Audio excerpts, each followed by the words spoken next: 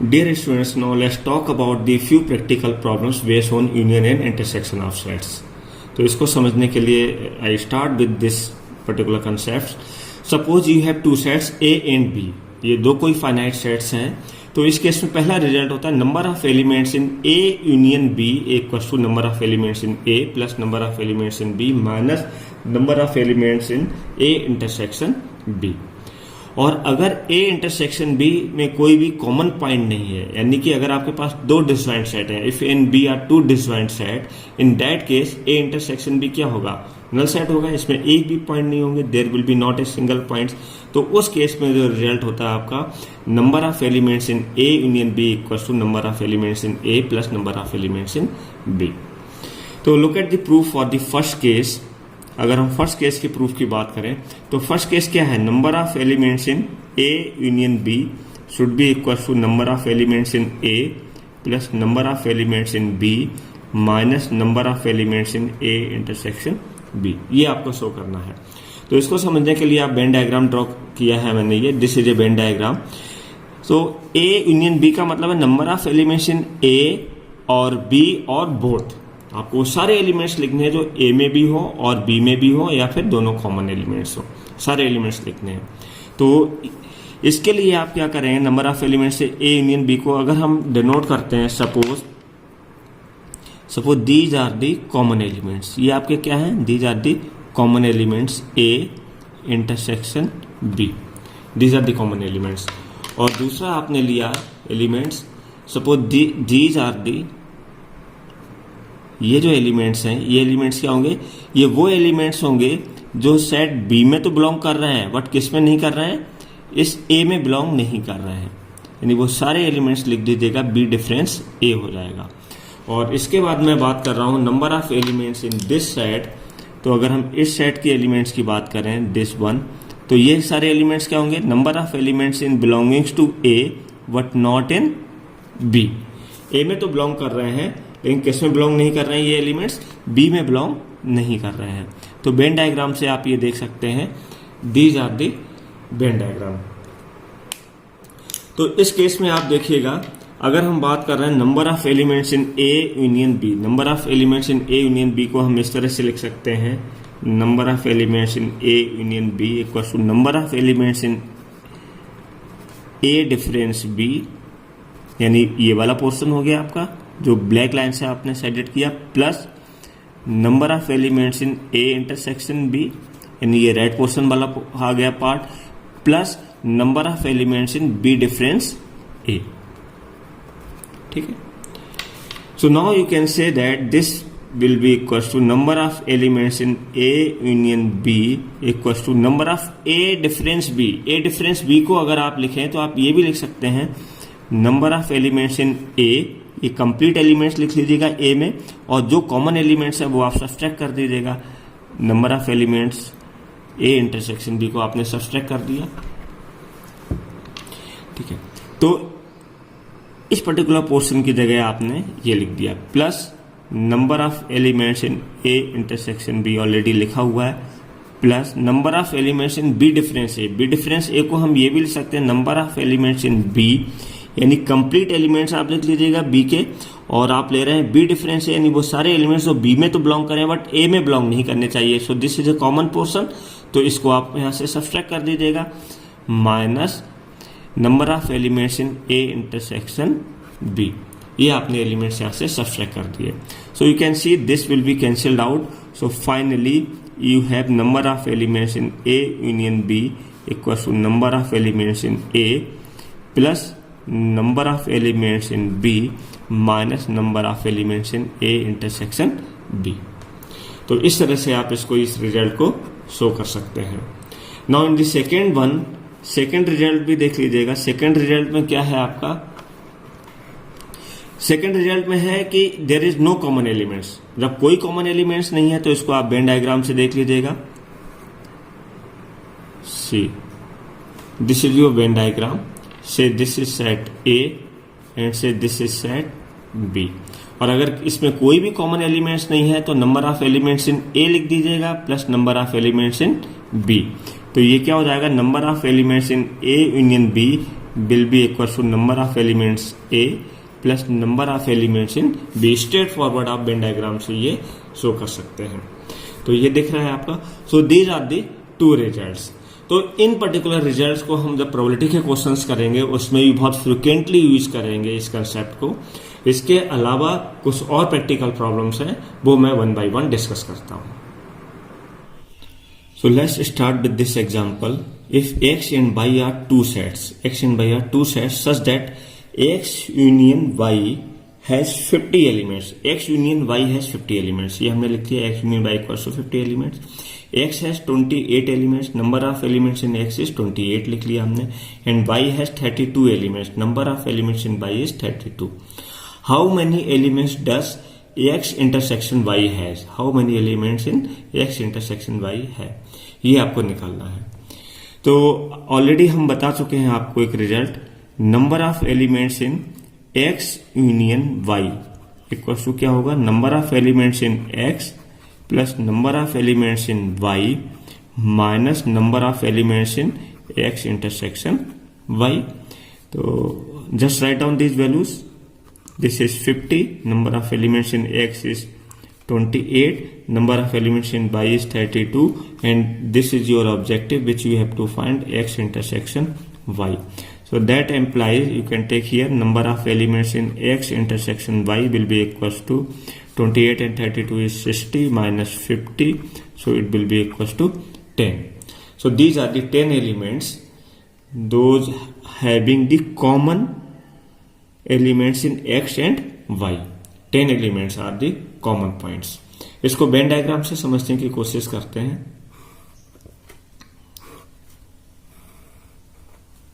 Say this is a Venn diagram, universal set EU. This is a set X and say this is set Y. ये set आपका X है और ये set आपका Y है।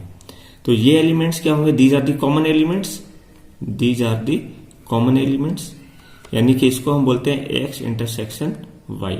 Suppose X intersection Y is say K, ये K elements हैं आपके। तो number of elements in set A कितने हो जाएंगे, number of in set X, number of elements in set X जो है कितना है, 28 है। टोटल एलिमेंट्स कितना है इस X में, 28 है। और ये कॉमन एलिमेंट्स आपने कितना अज्यूम किया, K, तो यहां पर कितना एलिमेंट्स रह जाएगा, 28 माइनस K। इसी तरह Y में कितने एलिमेंट्स हैं, 32 है। टोटल एलिमेंट्स इज 32 और इसमें K एलिमेंट्स आपके कॉमन एलिमेंट्स हैं। तो केवल इस वाले पोर्शन में जो कि शेडेड नहीं है, व्हाइट है, ये एलिमेंट्स कितने हो जाएंगे आपके, 32 माइनस K एलिमेंट्स। ठीक है, और आपको निकालना क्या था, नंबर ऑफ एलिमेंट्स इंटरसेक्शन, यही निकालना था, दिस वाज योर ऑब्जेक्टिव। और क्या दिया गया है, number of elements in X और Y और both, and number of elements जो दिए गए हैं आपके, number of elements what is given, number of elements in X और Y, ये कितना दिया गया था आपका, दिस वाज द 50। X और Y दोनों में 50 एलिमेंट्स है। तो X और Y में आपका 50 एलिमेंट्स है, तो इसके बेसिस पे आप देख लीजिएगा ये कितना हो जाएगा, दिस 50 इक्वल्स टू 28 प्लस के, 28 minus K, sorry 28 minus K plus this K plus 32 minus K. तो इसको जस्ट सॉल्व कर लीजिएगा, you will get the value of K and it K will be equals to 60, 28 minus 32 60 और minus this 50, so this equals to 10। तो यहां से भी आपको के की वैल्यू कितना मिल रहा है, you are also getting the value of K equals to 10। See look at here. So I take one more similar example. In this example, in a school, there are 20 teachers who teaches mathematics और physics. 20 teachers हैं जो mathematics और physics दोनों ही teach करते हैं, या तो mathematics करते हैं या फिर आपके physics करते हैं। तो हम इसको लिख लेते हैं, number of teachers teaches mathematics और physics, और जहां पर आता है वहां पर आपका यूनियन आता है, ध्यान रखिएगा, और physics। ऐसे कितने हैं teachers, these are the 20। Of these 12 teaches mathematics, of these 12 teachers, number of teachers who teaches mathematics is 12, and 4 teaches both physics and mathematics. Both, number of teacher who teaches both physics and mathematics, यानी mathematics and physics. ये जहां पर भी आपका and आएगा वहां पर आपका इंटरसेक्शन आएगा, और जहां पर भी आपका और आएगा वहां पर आपका यूनियन आएगा. ऑब्वियस है. तो and number of teacher who teaches mathematics and physics, दोनों ही ऐसे नंबर ऑफ टीचर्स कितने दिए गए हैं? These are the 4. ठीक है. आपसे क्या पूछा गया? How many teaches physics, how many teach physics, यानी number of teacher who teaches physics only. इनपी आपको फाइंड आउट करना है. तो जस्ट आपके पास ऑलरेडी एक फॉर्मूला है, उसको आप अप्लाई करिएगा. क्या था? नंबर ऑफ टीचेस मैथमेटिक्स और फिजिक्स बोथ. ये कितना हो जाएगा? Number of mathematics plus number of physics minus number of mathematics and physics. और इसमें जो जो डेटा दिया गया है सब्स्टिट्यूट कर दीजिएगा. तो number of mathematics of physics, how much given? This is 20. Number of mathematics is 12. Number of physics you have to find out, या find out करना. Number of mathematics and physics is 4. So just calculate it. You will get the number of teacher who teaches physics is, this will be how much? This is say 12 minus 4, this is 8, और 8 इधर ले जाएंगे तो 20 minus 8, that is 12. So your answer is how much? 12. Now take one more example. In this example, in a survey of 400 students in a school, 100 were listed as taking apple juice. 400 students पे सर्वे किया गया है. 100 जो है वो Apple juice लेते हैं, 150 as taking orange juice, and 75 were listed as taking both apple and orange juice. ठीक है. Find how many students were taking neither apple juice or nor orange juice. आप इसको इस तरह से करिएगा. सपोज U को आपने डिनोट किया, U is this set of served students, total number of students जो सर्वे किए गए. तो टोटल नंबर ऑफ स्टूडेंट्स यहाँ पर कितने सर्वे किए गए थे? Number of U is how much? 400. तो ये 400 हो गया. A is this set of students taking apple juice. Apple juice ले रहे हैं ऐसे स्टूडेंट्स कितने हैं? इसको आप नोट कर दीजिएगा. Number of students taking apple juice is how much? Apple juice ले रहे थे आपके students, these were 100. So this is 100 and 150 taking orange juice. Number of students taking orange juice, orange juice को आपने डिनोट किया, B is the set of students taking orange juice. तो number of students taking orange juice is how much? 150. ये दिया गया है. And 70 were listed as taking both apple as well as orange juice. 75 जो है वो क्या ले रहे हैं? Number of students taking apple and आ गया तो इंटरसेक्शन आएगा, and orange juice is how much? 75. ये दिया गया है. Find how many students were taking neither orange juice, neither apple juice और ऑरेंज जूस. ना ही वो एप्पल जूस ले रहे हैं ना ही ऑरेंज जूस ले रहे हैं. ऐसे कितने स्टूडेंट्स? यानी आपको क्या निकालना है? Number of students neither taking apple juice और आएगा तो हमने बताया यूनियन आएगा, और ऑरेंज जूस यानी कि बी. ये दोनों ही नहीं आने चाहिए, यानी कि इसका कॉम्प्लीमेंट आपको फाइंड आउट करना चाहिए. ठीक है. ये तो number of A union B का मतलब हो गया नंबर of students taking apple juice और ऑरेंज जूस और बोथ. और पूछा क्या गया? ना ही वो एप्पल जूस ले रहे हैं और ना ही वो ऑरेंज जूस ले रहे हैं. तो इसका क्या आ जाएगा? आपका कॉम्प्लीमेंट. कॉम्प्लीमेंट ऑब्वियस इसका वो पार्ट हो गया जो इसमें बिलोंग नहीं करेगा. ये आपको फाइंड आउट करना है. सो this is your problem. Now look at the solution for this problem. You know that number of elements, इसको आप कैसे लिखेंगे? A यूनियन B का कॉम्प्लीमेंट. ये A यूनियन B का कॉम्प्लीमेंट क्या होगा? इसको वेन डायग्राम से समझते हैं आप.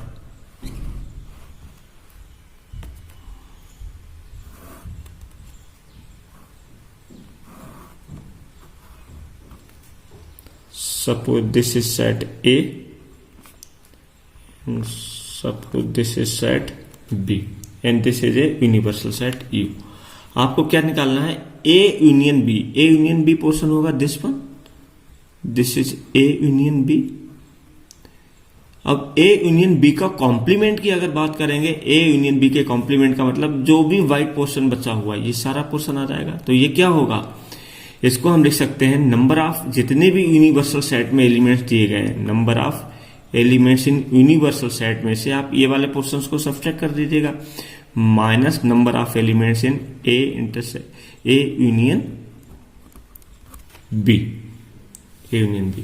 तो इसको बोल सकते हैं आप number of elements in A union B का कॉम्प्लीमेंट कितना हो जाएगा? Number of elements in U minus number of elements A union B कितना हो जाएगा? NA plus NB minus number of elements in A intersection B. Just you are applying the formula. So it will be equal to number of elements in U. Total elements कितने दिए गए हैं? This is how much? This is 400. Total elements दिया गया है आपका 400 minus number of elements in A and B. A and B कितना दिया गया है? A is 100 and B 150. So this is 100 plus 150 minus both element, दोनों ही ऑरेंज और एप्पल जूस लेने वाले, ये कितने हैं आपके? 75 है. Just calculated. So it will be equal to 225. तो ऐसे स्टूडेंट्स जो कि ना तो ऑरेंज ले रहे हैं और ना ही आपका एप्पल जूस ले रहे हैं, ऐसे स्टूडेंट्स कितने हैं आपके? 225 है आउट ऑफ 400, जितने भी टोटल 400 स्टूडेंट सर्वे किए गए उसमें से. So this is your example based on the intersection and union. Now there may be many examples, many questions in your book. You can solve yourself. If you have any problem, just mention in comment box and I will try to find out the solution for your problems. So your first chapter has been completed. Now in the next lecture I will talk about the second chapter.